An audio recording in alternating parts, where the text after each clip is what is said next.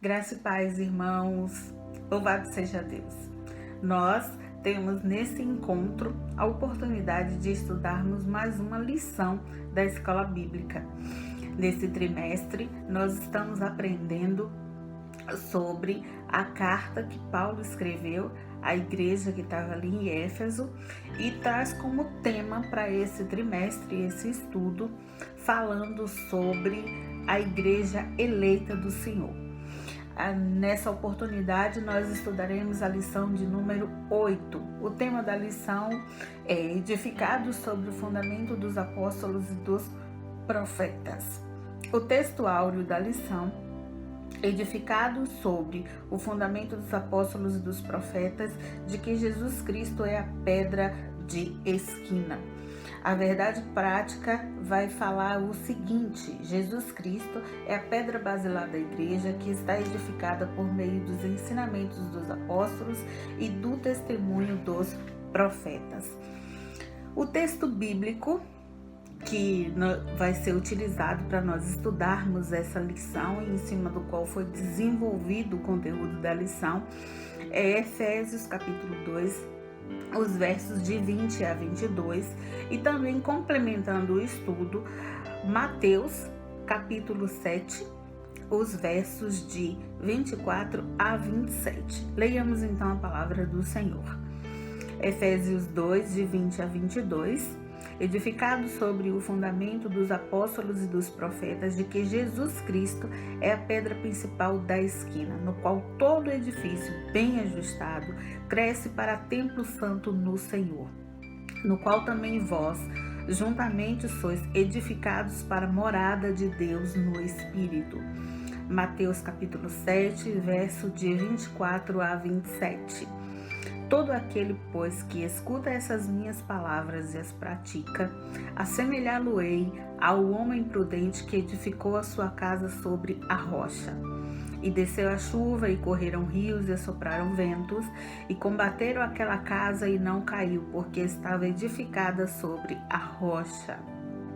E aquele que ouve essas minhas palavras e as não cumpre, compará-lo-ei ao homem insensato que edificou a sua casa sobre a areia. Desceu a chuva, e correram os rios, e assopraram os ventos, e combateram aquela casa, e caiu, e foi grande a sua queda. Amém? Louvado seja a palavra do Senhor, graças a Deus. Os objetivos específicos dessa lição, então, é explicitar que no Antigo Testamento Deus habitou no tabernáculo e no templo, mas que no Novo Testamento habita em nós por meio do seu Espírito Santo. Apresentar o fundamento da igreja como doutrina dos apóstolos e testemunho dos profetas. Refletir que somos templo santo do Espírito e devemos viver em santidade. Amém? Então, esses são os objetivos específicos para essa lição que nós vamos estar estudando nessa oportunidade. Graças a Deus. Então, vamos lá, irmãos. A introdução dessa lição, ela vai dizer assim: por meio da reconciliação efetivada na cruz, Cristo formou a igreja. O apóstolo Paulo a compara como um edifício em construção.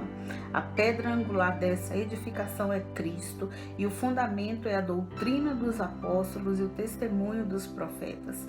Assim, há o propósito divino de que sejamos templo santo do Senhor, a morada do Altíssimo. Nessa lição é o que nós estudaremos. No Antigo Testamento, nós vamos ver o relato de como o Senhor, de como Deus, ele quis habitar no meio do seu povo, ele quis a comunhão com o seu povo, ele quis sempre estar perto do seu povo, ele quis sempre trazer essa ideia de vizinhança, se assim podemos dizer, com o seu povo. O primeiro tópico da lição vai abordar o quê? Sobre um edifício espiritual, o santuário judeu. Então, como é que funcionava esse santuário judeu?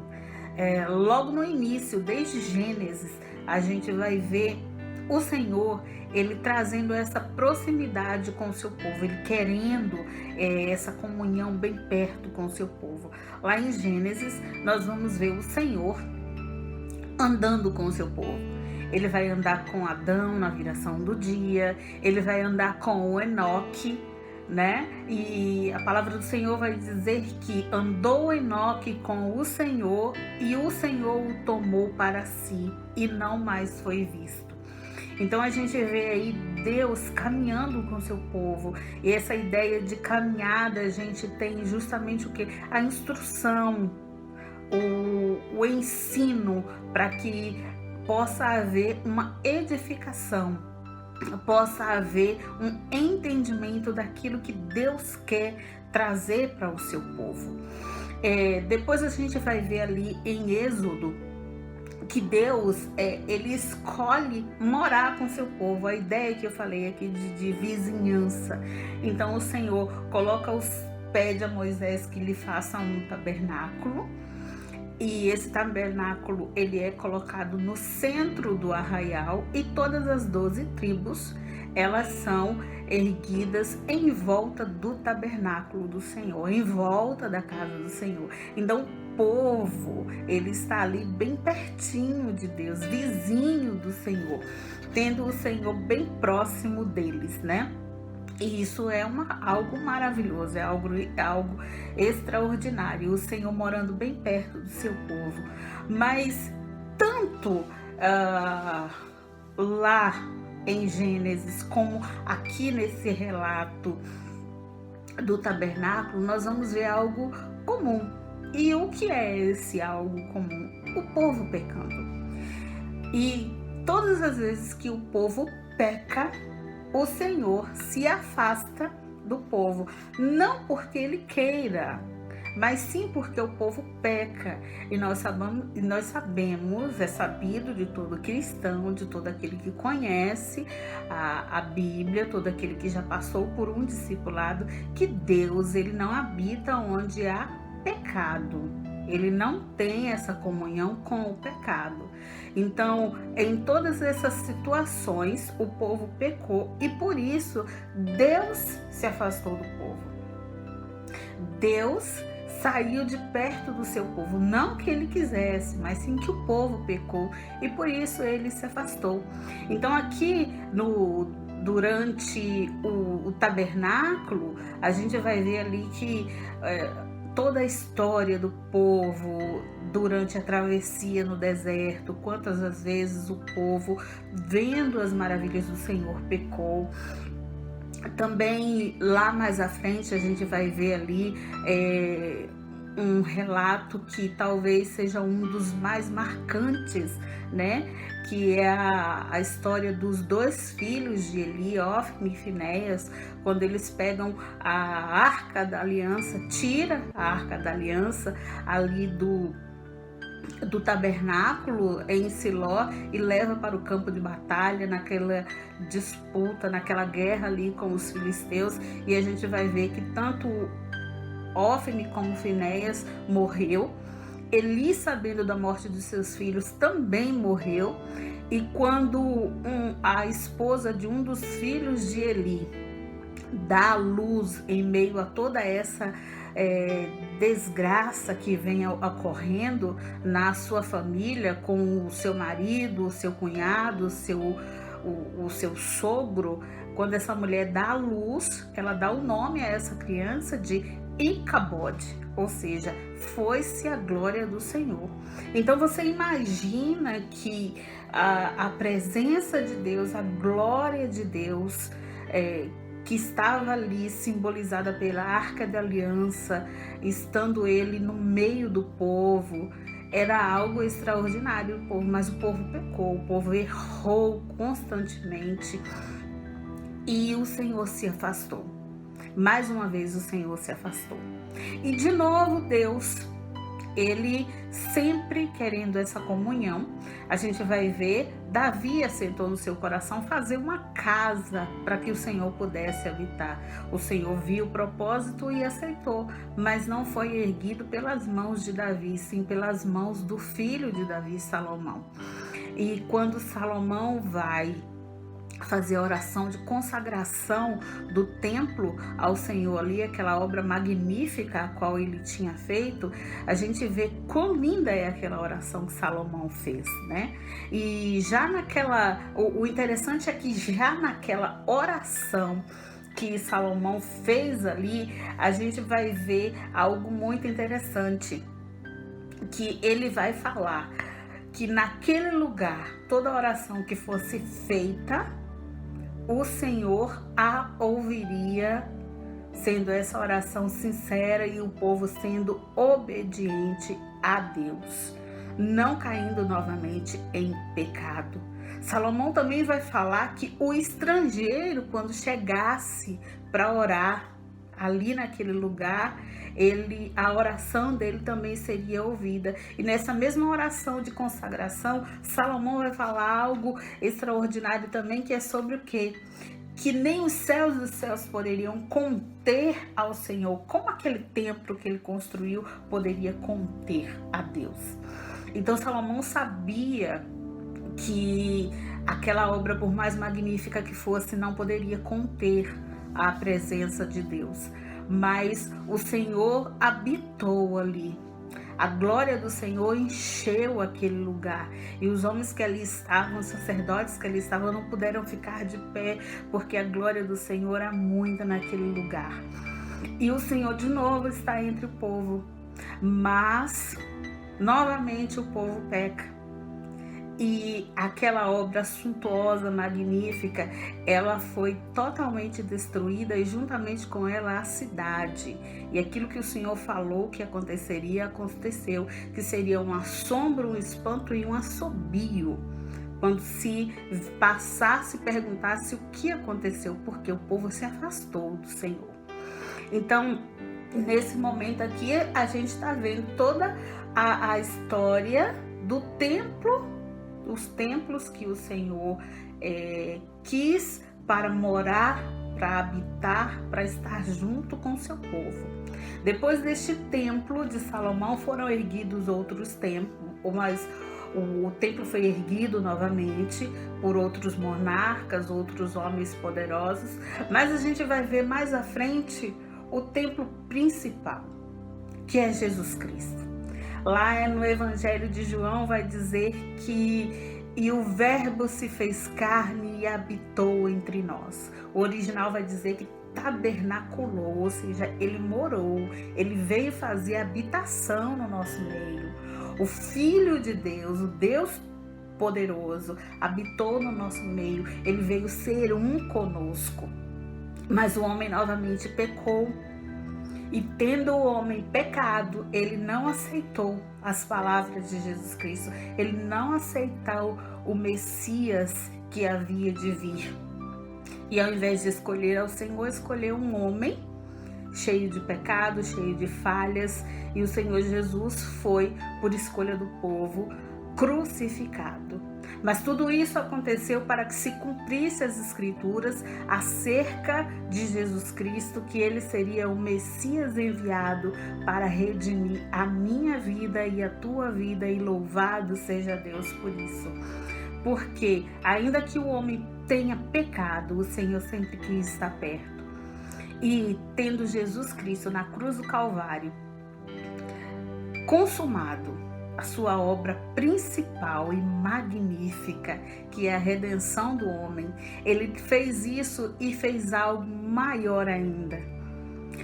A divisão que existia, dois povos separados, inimigos, o Senhor, com a sua morte na cruz do Calvário, tornou um só povo, tornou uma nova raça, tornou um novo tipo de povo, e esse povo é a Igreja de Cristo.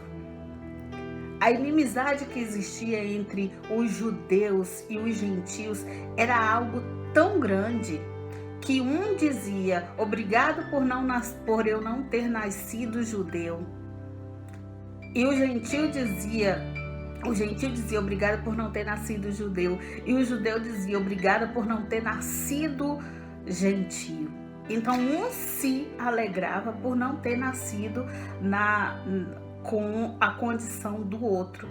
E eram totalmente inimigos fervorosos.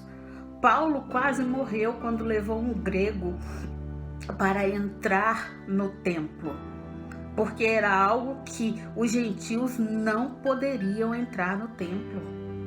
A parede de separação dos gentios, a área que os gentios poderiam se aproximar no templo, era uma parede de mais ou menos 1,5 metro, dizem os estudiosos. Então você imagina quão grossa era essa parede,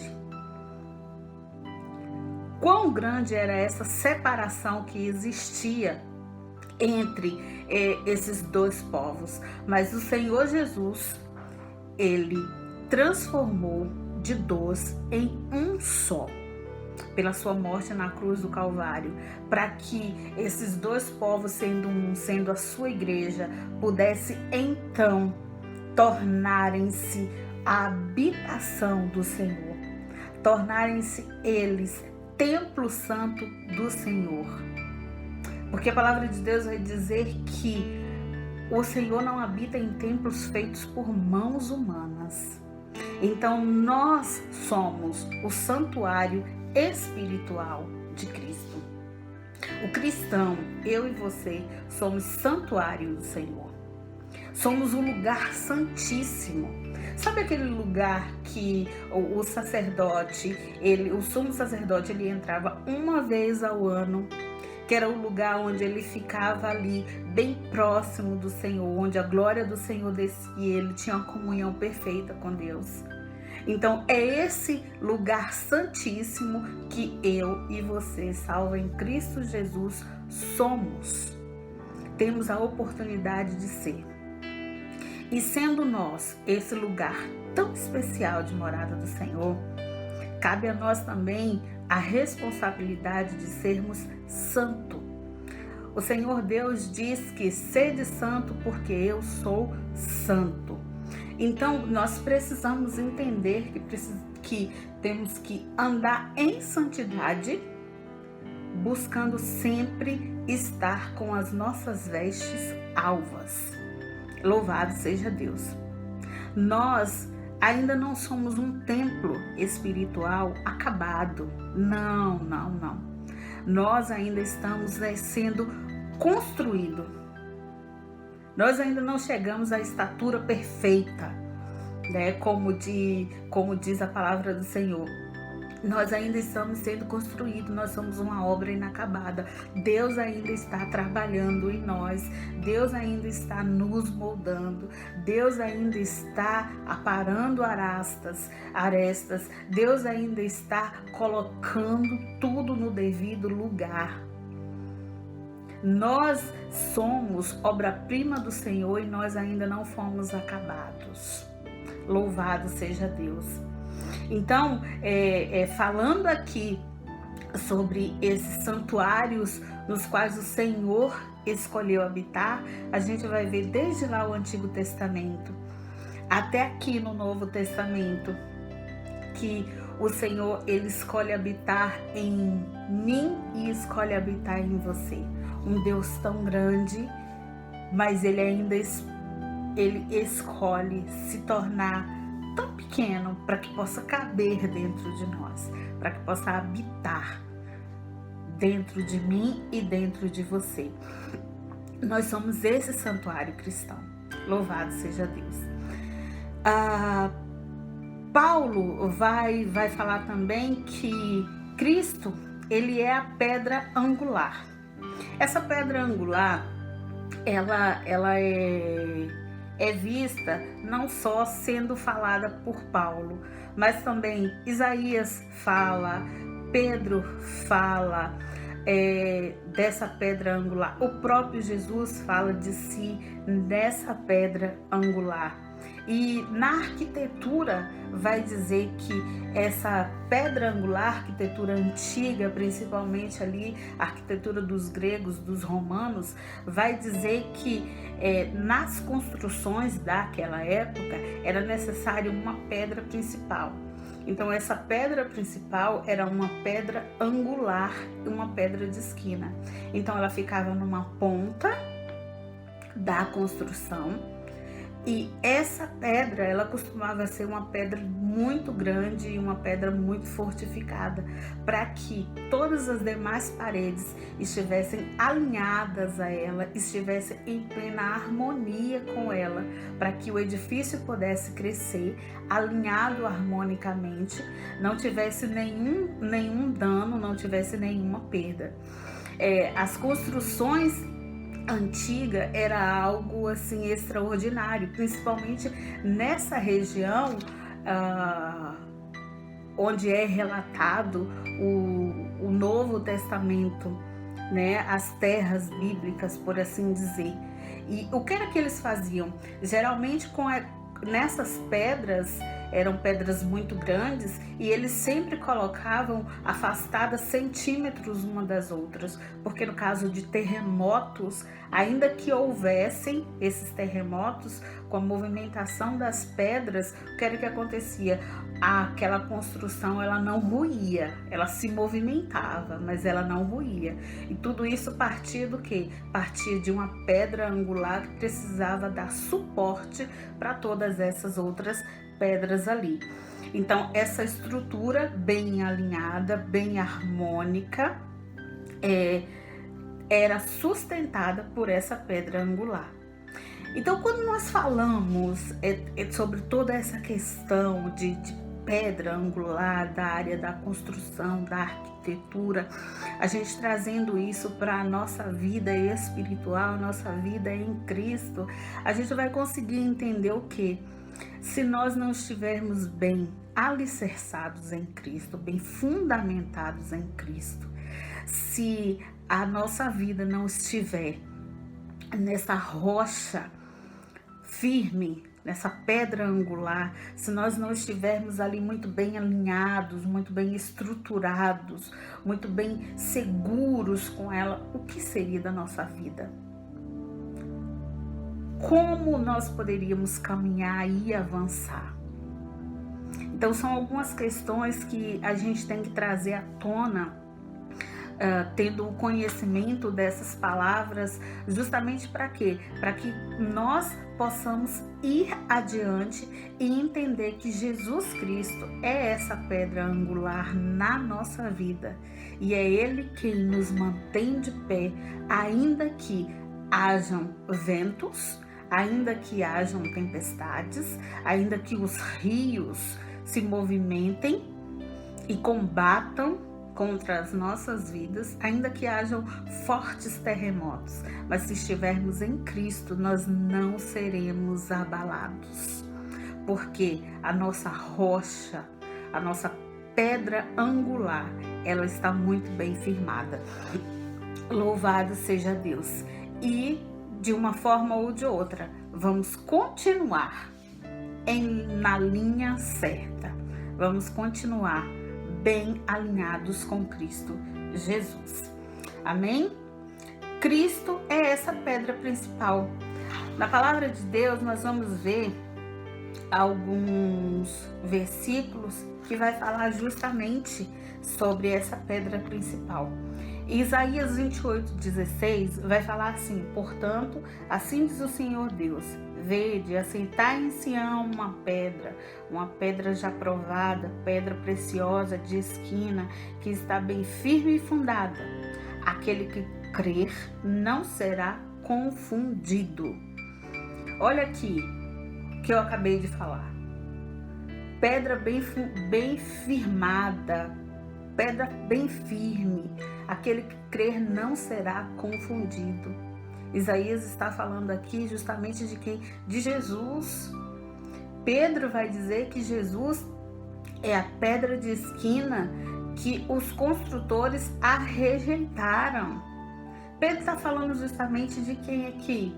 Pedro está falando daqueles dos sacerdotes, dos sumos sacerdotes, dos escribas, aqueles homens que deveriam conhecer a palavra e a conheciam e ensinar bem para o povo, mas o que era que eles estavam fazendo? Vivendo a palavra conforme aquilo que era conveniente a eles e obrigando ao povo a viver uma vida difícil, uma vida dura. Então, esse versículo de Isaías está falando justamente disso aqui. E quando Paulo fala que a pedra principal de esquina que os construtores rejeitaram, está falando que o quê? Aqueles homens não aceitaram os ensinamentos de Cristo. Aqueles homens não aceitaram o que Jesus estava colocando como o fundamento verdadeiro para eles. Tanto que eles perseguiram a Jesus. Mateus 7:24, que faz parte da leitura que nós fizemos aqui, vai falar o quê? Portanto, todo aquele que ouve essas minhas palavras e as pratica será semelhante ao homem prudente. Então, nós temos que ter a prudência de estarmos muito bem alicerçados em Cristo Jesus. 1 Coríntios 3, tem 2 versículos aqui muito importantes dentro desse aspecto que vai falar sobre a pedra angular, a pedra principal, a pedra de esquina que é Jesus Cristo, que vai falar o seguinte, o versículo 10 de 1 Coríntios 3, segundo a graça de Deus que me foi dada, pois eu, como sábio, construtor, o fundamento, e outro edifica sobre ele, mas veja cada um como edifica sobre ele. E Paulo vai falar isso aqui justamente o quê? Para que nós vejamos. Nós já temos o fundamento, nós já conhecemos essa verdade, nós já sabemos aquilo que Cristo nos ensinou e que foi propagado e ensinado através dos seus apóstolos. Então, tendo esse conhecimento, tendo esse fundamento, como é que nós vamos edificar? Amém? O versículo 11 vai dizer assim, pois ninguém pode pôr outro fundamento além do que já está posto, o qual é Jesus Cristo. Então, o único fundamento no qual nós temos hoje conhecido é Jesus Cristo. Quando alguém vier com outro fundamento, falando que A, que B ou que C colocou aquela palavra, aquela doutrina, aquele ensinamento e você começou a seguir, meu irmão, minha irmã, entenda. Nenhum fundamento é superior ao de Jesus. Nenhum fundamento substitui o fundamento de Jesus que ele pôs, que Jesus Cristo pôs, porque ele mesmo é o fundamento.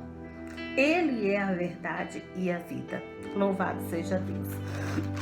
E nós vamos ver ainda em 1 Timóteo 6,19, diz assim, que acumulem para si mesmo um bom fundamento para o futuro, para que possam alcançar a vida eterna. Então, este fundamento vai fazer com que nós alcancemos a vida eterna. O bom fundamento, o conhecimento de Jesus Cristo. 2 Timóteo 2,19, todavia, o firme fundamento de Deus permanece, tendo este selo, o Senhor conhece os que são seus, e qualquer que profere o nome do Senhor, a parte se dá injustiça. Olha só, que bom conselho Paulo estava dando aqui ao seu pupilo Timóteo, né?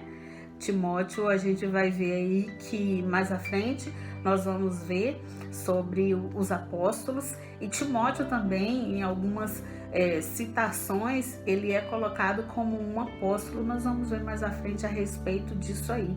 Mas Paulo está ensinando aqui, escrevendo essa carta a Timóteo, para que ele passe para as igrejas, onde Timóteo já estava ali como o pastor dessas igrejas, justamente alertando a eles o quê? Que qualquer que profere o nome do Senhor, a parte-se da justiça. Então, se o seu fundamento é Jesus Cristo, se você já tem o conhecimento da verdade, se a sua vida já foi edificada em conhecer a palavra do Senhor, então você precisa apartar-se da injustiça. Que comunhão tem a luz com as trevas? É justamente isso que precisamos começar a pensar e aplicar para a nossa vida, para os nossos dias. Amém? Louvado seja Deus. Então vamos dar continuidade aqui. Então Cristo como a pedra principal, nós vimos aqui esses versículos falando a respeito dele, né? A lição vai dizer aqui, ó, a pedra rejeitada tornou-se a cabeça de esquina. Então, justamente o que? Ele, como eu comentei aqui, aqueles homens da lei ali o rejeitaram, mas ele se tornou a pedra de esquina. Amém? Louvado seja Deus. O segundo tópico vai falar aqui, o fundamento, apóstolos e profetas. O conceito de apóstolos. No mundo grego, no mundo antigo, da época em que essa narrativa foi escrita, lá no primeiro século, qual era a ideia de um apóstolo? O apóstolo era um homem que ele era geralmente de muita confiança do rei de onde ele vivia. Então era uma pessoa que estava em alta consideração com o seu senhor e ele saía em missão. Seriam missões expedicionárias. Ele saía com grande poder nas suas mãos, porque ele representava o próprio rei do lugar. Então ele saía para fechar negócios, para executar editos dos seus reis. Então ele saía com todo o poder. Então quando esse homem chegava ali, né, esse apóstolo, esse emissário, esse mensageiro chegava, não era qualquer uma pessoa. Quando ele chegava era como se o rei chegasse, era como se o senhor daquelas terras ali chegassem. Então as pessoas lhe prestavam homenagem, as pessoas lhe prestavam reverência, porque estava referenciando ao próprio rei. Então a ideia para aqueles tempos primórdios da palavra apóstolo era essa. Então, quando nós conhecemos um pouquinho do significado, da origem dessa palavra, aí nos vem à mente justamente o quê? Que esses homens foram chamados por Jesus Cristo e a sua palavra, ela deveria ser aceita sem contestação. Louvado seja Deus. Justamente porque, por causa de quem ele estava representando. As palavras que ele estava levando, que ele estava propagando, eram palavras do próprio rei.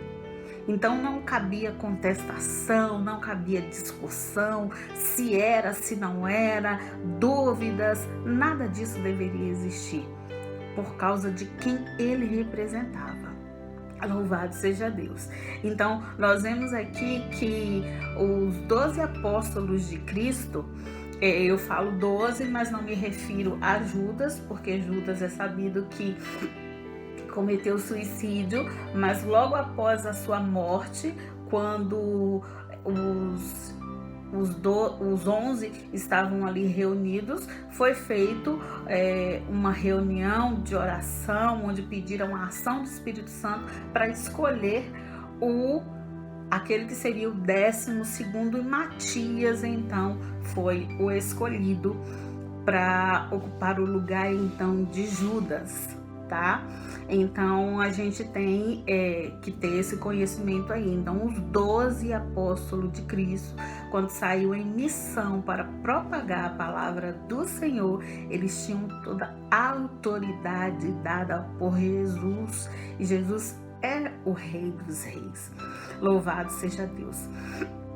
E nós vamos ver também aqui nessa questão da missão do apostolado, que a natureza da missão de Jesus Cristo, ela também corrobora com essa ideia de apóstolo. Porque quando Jesus é perguntado a respeito de sua missão, ele vai falar o quê? Eu estou aqui para fazer a vontade do meu Pai. Quem vê a mim, vê ao Pai. Então, todas as vezes que Jesus é confrontado sobre aquilo que ele dizia, sobre aquilo que ele falava, com que autoridade ele levava aqueles ensinos às pessoas, ele sempre colocava o quê? Que ele fazia aquilo com a autoridade do Pai, porque o próprio Pai o deu autoridade. E quem era esse Pai? Quem é este Pai? É o próprio Deus, o Rei Supremo.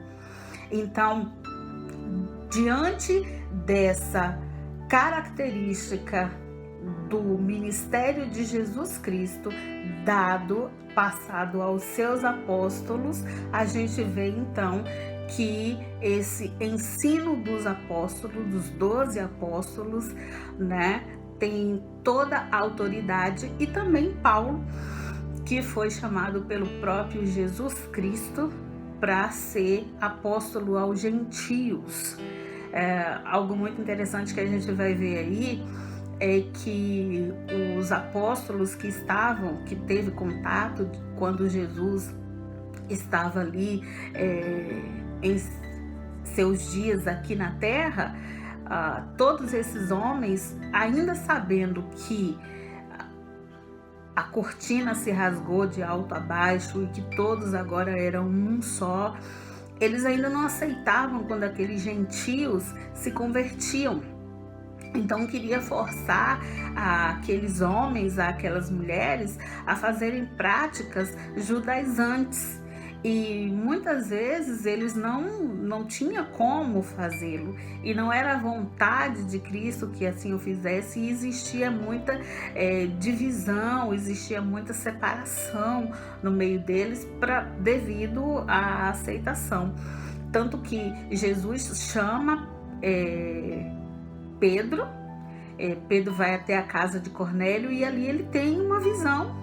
E diante daquela visão, Deus mostra aquele lençol ali e vai falar para Pedro o seguinte: Pedro, come.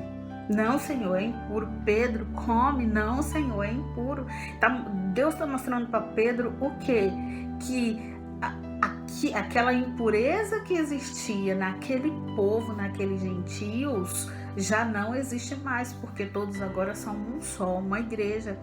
E era necessário que esse povo conhecesse da palavra do Senhor, que esse povo fosse ensinado, que esse povo fosse doutrinado. Então o Senhor vem, e a missão específica de Paulo como apóstolo é o ensino aos gentios, propagar o evangelho de Cristo a todas aquelas nações gentílicas, e a gente vê que Paulo fez isso de uma forma extraordinária e muito, muito grande, e que esse evangelho da salvação chegou até nós, aqui onde estamos. Então, meus irmãos, a gente vê aí que esse conceito de apóstolo está dentro dessa explicação que eu acabei de passar para vocês aqui. A autoridade do ensino dos apóstolos, de sua doutrina, ela está basicamente ligada no que? Eles foram testemunhas de Cristo. Eles foram testemunhas do ensino de Cristo. Eles foram chamados pelo próprio Cristo. O Senhor juntou todos os discípulos, todos aqueles homens e mulheres que o seguiam, que sempre estavam ali diante dele para aprender os seus ensinamentos. E de todas aquelas pessoas ele elegeu 12, e desses 12 ele constituiu como seus apóstolos. O próprio Senhor Jesus colocou essa informação para que hoje nós soubéssemos, a respeito disso aí. Então, a doutrina dos apóstolos ela constitui o quê? O fundamento da igreja. E tudo o que eles ensinavam a respeito disso aí. Então, esse fundamento faz parte dessa doutrina da igreja que nós temos hoje. E eles receberam essa doutrina diretamente de Cristo.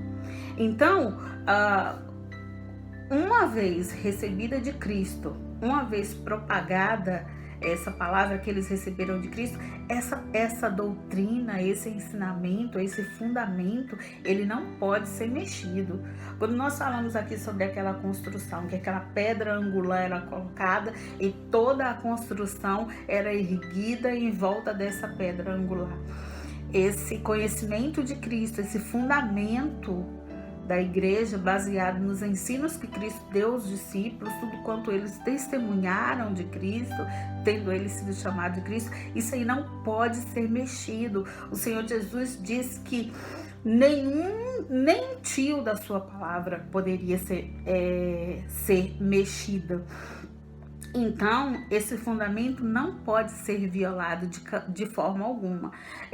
Muitas vezes a gente escuta hoje, vez por outra, algumas pessoas que dizem que tem um novo conceito, um novo modelo de igreja, um novo ensinamento, e muitas pessoas seguem por esses ensinamentos.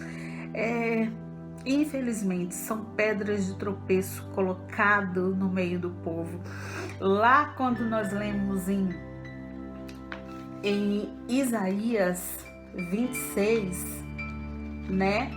Ali a gente vai ver o Senhor falando sobre a pedra de esquina que foi colocada, mas ele também vai falar um outro versículo que é muito importante, que vai falar justamente sobre essas pessoas que tentam mudar o contexto da palavra. Então, ele vai dizer assim, portanto, assim diz o Senhor Deus, veja, sentei em Sião uma pedra já provada, pedra preciosa de esquina, que está bem firme e fundada. Aquele que crê não será confundido. Colocarei o juízo com a linha de medir e a justiça com o prumo.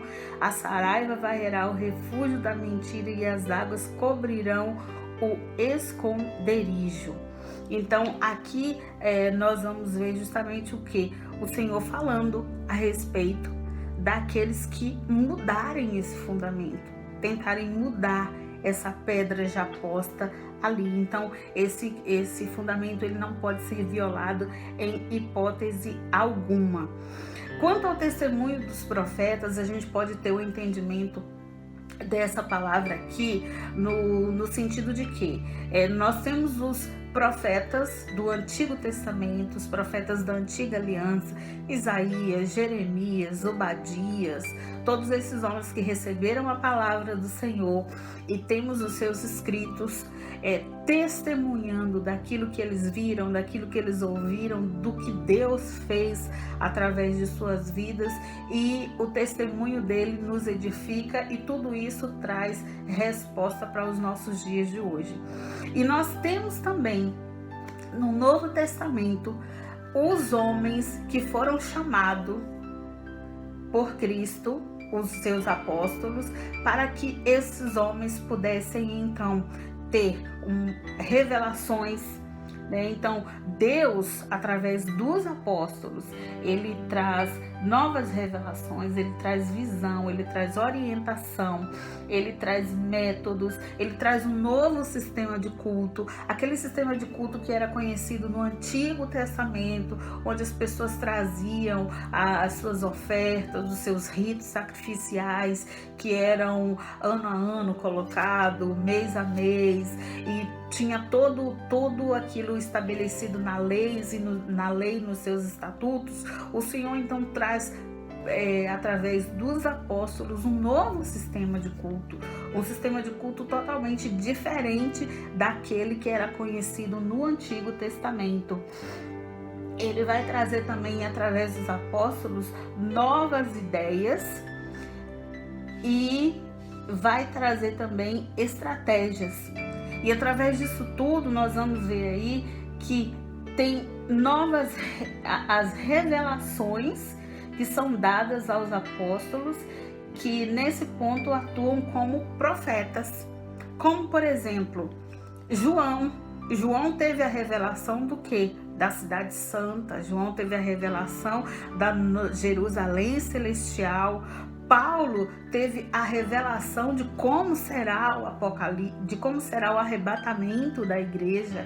Então, todos esses homens, eles tiveram suas revelações, eles foram usados por Deus, e a gente pode comprovar tudo isso que eles viram e ouviram da parte do Senhor nos escritos que chegam até nós e que fazem parte da Bíblia Sagrada. Então, esses profetas que está falando aqui no contexto dessa lição, né, o testemunho dos profetas, então são justamente esses homens, os apóstolos, que recebeu de Cristo uma missão de, tendo eles recebido o fundamento, edificar a igreja de Cristo, fazer com que essa igreja de Cristo, que é o corpo de Cristo, ela cresça firme, ela cresça bem alinhada, ela cresça bem ajustada, para que esteja harmonicamente com o Senhor, em todos os pensamentos, em tudo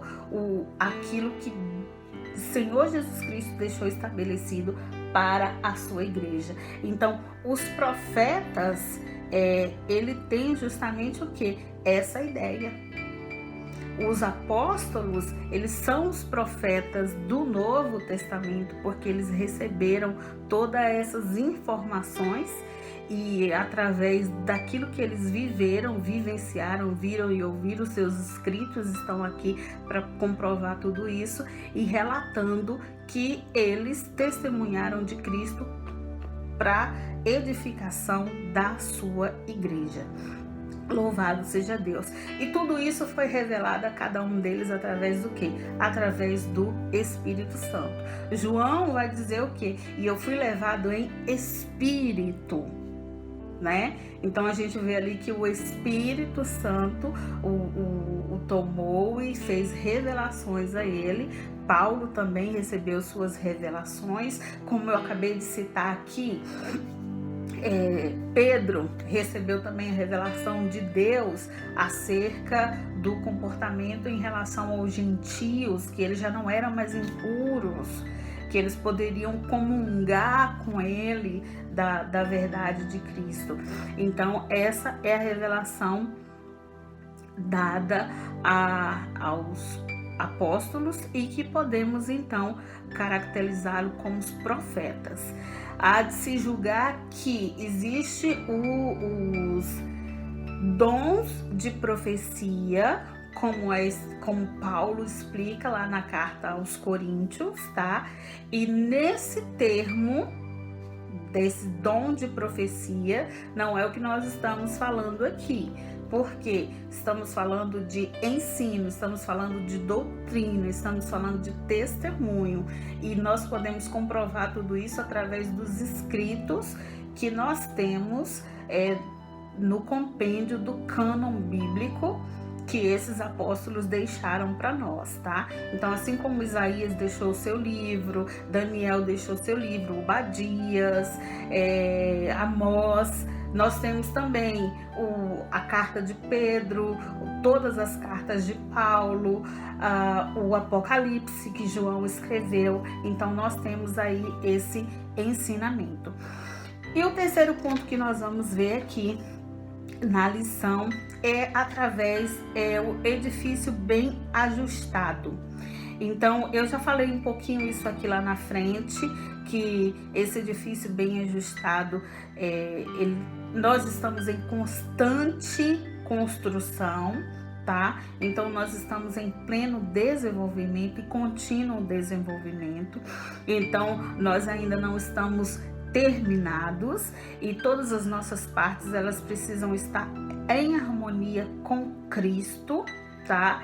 E nós estando em harmonia com Cristo, nós como igreja de Cristo, cada um dos cristãos da igreja de Cristo, também nós temos a responsabilidade para fazer com que o corpo de Cristo cresça, a noiva do Senhor, a igreja do Senhor cresça, ela cresça bem ajustada. Todo salvo, ele deve se comportar como um filho obediente e passar a evidenciar os frutos do Espírito Santo. Esses frutos do Espírito Santo vai fazer com que haja edificação na igreja, para que outros possam usufruir desses frutos e então a gente ter o crescimento da igreja. Amém? Louvado seja Deus. Quanto aos demais assuntos, nós vimos aqui o templo santo do Senhor, que somos nós, e a morada do Altíssimo. A morada do Altíssimo é o lugar santíssimo, indica que nós somos a morada do Senhor, nós somos o lugar secreto, a habitação secreta de Cristo está em nós. Então, ele reside individualmente dentro de cada um de nós. Então, nós precisamos guardar bem o nosso corpo, porque nós somos morada do Espírito Santo. Louvado seja Deus. Então, meus irmãos, nós vimos aí essa lição falando sobre edificação, edificados e fundamentados na doutrina dos apóstolos e no testemunho dos profetas, tá? Que o Senhor possa abençoar grandemente a sua vida, que você tenha um ótimo crescimento em Cristo Jesus, que a sua fé possa estar fundamentada na verdade do Senhor, nesses conhecimentos, e que você possa caminhar mais e mais na direção de Cristo. Prossiga para o alvo, e o nosso alvo é o céu, o nosso alvo é conviver com Cristo Jesus. Louvado seja Deus. Deus abençoe a sua vida. É um prazer estar aqui ministrando mais uma vez essa aula para os irmãos. Que cada vez mais o Senhor possa fazer com que você cresça em graça e em conhecimento, edificados na verdade e fortalecidos, para que nenhum vento de doutrina possa enganar ou causar comichões aos teus ouvidos. Deus abençoe a sua vida. Amém?